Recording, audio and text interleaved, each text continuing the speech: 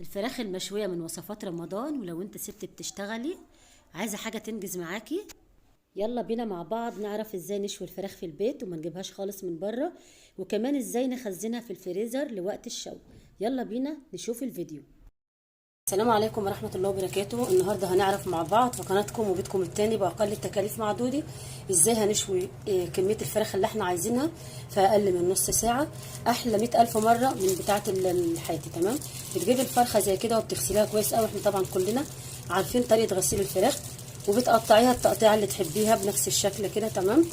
معانا هنا التتبيلة بتاعتها، معانا هنا بصلاية كبيرة مبشورة وطماطماية كبيرة مبشورة عليهم، معلقة صلصة كبيرة، معلقة ملح، والملح حسب كمية الفراخ، نص معلقة خلطة توابل فراخ، نص معلقة كبيرة بابريكا، نص معلقة كبيرة جنزبيل، ربع معلقة كبيرة كده كبابة صيني، كل التوابل بتبقى بودرة، ومكعب كده من المرق، ومعلقة كبيرة كده مليانة من العسل الأسود أو صوص باربيكيو، ونص معلقة كبيرة ممسوحة سكر خشن، معلقة كبيرة كده قرن فلفل حامي، على 4 فصوص توم كبار، على ربع معلقة فلفل اسود خشن، وفرمناهم كلهم مع بعض، معلقة او معلقتين كبار من الخل، وعصرة ليمونة.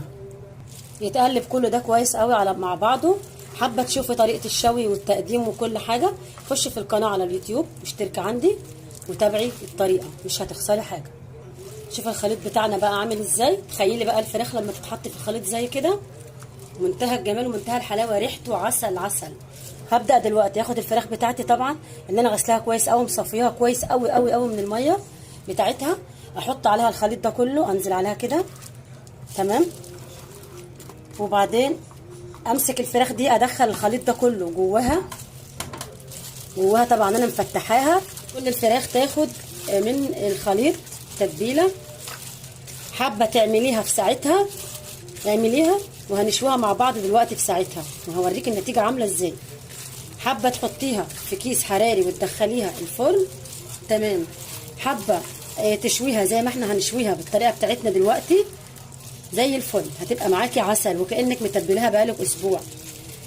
لو انت حابه برضو تحطيها تحفظيها في الفريزر لوقت عوزه، تمام ماشي. وبرضو لو انت عايزه تسيبيها 3-4 ساعات في التتبيله وبعدين تشويها برضو تمام.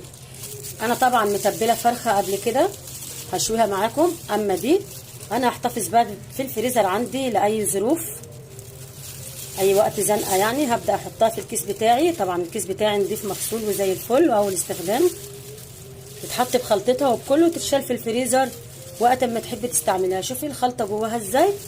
وعلى فكره لما بتتحط في الفريزر وتيجي تطلعيها عشان تشويها بتبقى نص سوا، لان فيها ليمون وفيها خل. وما تقوليش العسل ده ليه والسكر ليه، العسل والسكر بيديها كرمله وبيديها اللون اللي احنا طالبينه، والتوابل بتاعتنا كلها زي العسل. شوفوا منظر الفراخ في الكيس زي الفل. هحطها في الفريزر دي، والتانية هنشويها دلوقتي مع بعض حالا. بصي بقى دي الفرخه بتاعتي اهي، طبعا التانية شلتها في التلاجة. عندك بقى اجنحه هاتيها حطيها، عندك اي حاجه انت شايلاها وعايزه تحطيها تشويها هاتيها. ممكن تعملي فرختين 3 4 وتحطهم عندك في التلاجة، تبقى سريعه جدا لو انت ست بتشتغلي. ديت انا تبلتها بقالها 6 ساعات او 7 ساعات في التتبيله، بس حطاها في التلاجة ومغطيها طبعا بورق استرتش. تمام. فتحتها كده ورجعت برضو مشيتها كلها كده مع بعضها تاني. تمام. وتجيبي صينيه زي دي كده، صينيه زي دي كده ألمونيا عشان توزع معاك الحراره كويس، ونقلب فيها كل الخلطه بتاعتنا دي، كل الفراخ بتاعتنا دي تكون على بعضها، مش شرط تكون جنب بعضها. هناخدها على البوتاجاز زي ما هي كده، بس قبل ما ناخدها على البوتاجاز لازم ترصيها كده وتوزعي الخلطه على كل الفراخ بالطريقه دي، كل واحده تبقى واخده نصيبها كويس قوي من الخلطه. منتهى الجمال. ورق الفويل بتاعنا كده، وهنبدا نغطي الصينيه بتاعتنا. لازم تغطيها وتحكميها كويس قوي، تحكميها كويس قوي عشان ما فيش بخار يطلع خالص. ورقه الفويل ده هنستعملها مع الصينيه دي 3 مرات وبطريقه صحيه ما تقلقيش خالص. ونحطها على العين الكبيره زي ما انت شايفه كده، ونخليها نص نار. تمام. ما تبقاش عاليه قوي ولا واطيه قوي، وسيبيها كده لغايه ما تحس ان الفراخ دي بقت 3/4 سوا. هتطلع لك منها ريحه رهيبه، يعني ممكن في ناس ممكن تاكلها كده. تمام، يعني ممكن تاخد لها كده بتاع ربع ساعه، 17 دقيقه بالكتير. تمام، هنسيبها كده ونبدا نعمل السلطه بتاعتنا، ونعمل معاها رز بني او مكرونه، او ممكن تقدمها مع اي حاجه او مع محشي.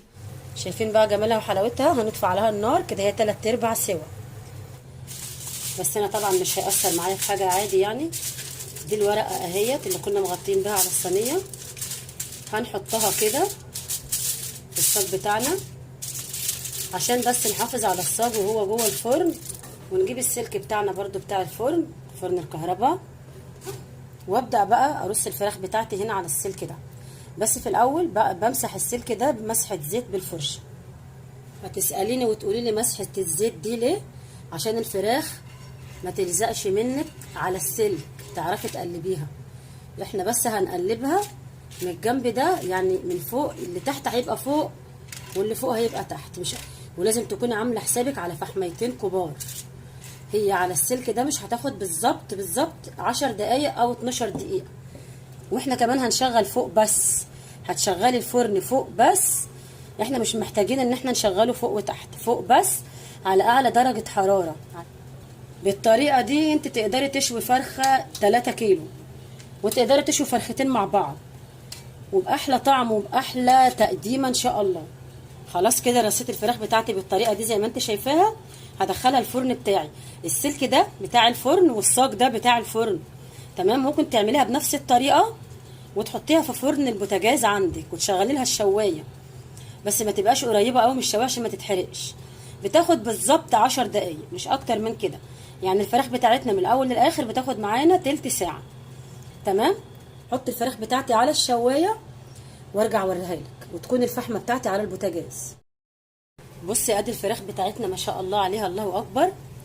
تمام كده، لسه مطلعاها من الفرن، لسه سخنه مولعه. تمام، اللي هيتم دلوقتي ايه؟ الصينيه بتاعتي ديت اللي انا سويتها فيها على البوتاجاز، مش هتوسخي معايا مواعين كتير. طبعا هي مكان الفراخ. تمام، اللي هيتم ان انا هاخد الفراخ بتاعتي دي كده وافضيها في الصينيه دي. تمام كده، هاخد حته فويل من اللي احنا اتفقنا عليه ان احنا هنستعملها 3 استعمالات، وال3 استعمالات صح، ما فيهمش اي غلط على صحتنا. حته فويل زي دي كده، وابدا طبعا الفراخ سخنه مولعه احطها هنا كده في نص الفراخ كده. تمام، واجيب الفحمايه بتاعتي، ادي الفحمايه بتاعتي المولعه، هبدا احطها هنا. تمام، ركزوا معايا في الحته دي. واشيل بقى شويه من النازلين كده على الصاج كده. تمام،